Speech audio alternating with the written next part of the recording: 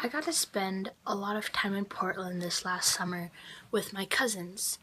We decided that we were going to have a garden because the years previous to this one, we had one and it was quite successful.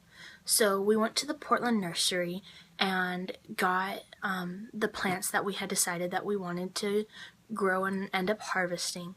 And we came back and we made a fertilizer and put it in boxes that we had made that were pretty good sized boxes on the ground. And we planted peppers and tomatoes and corn and lettuce, and we had grapevines growing, and we had an apple tree.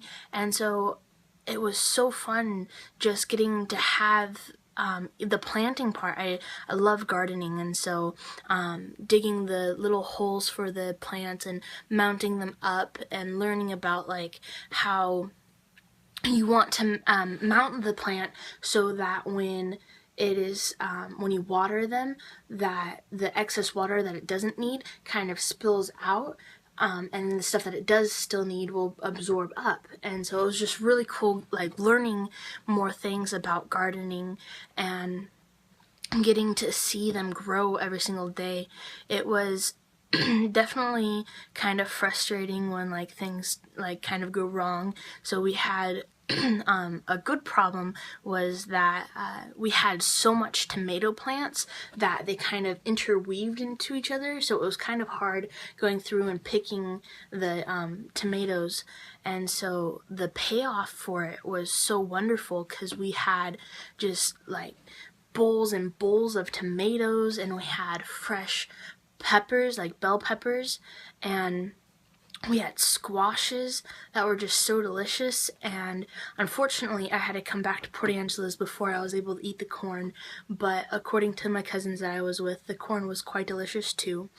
So overall, the garden turned out really well, and it was just so fun getting to plant it and watching all of the things grow up, like grow from being such a small little plant, practically nothing, to this huge plant.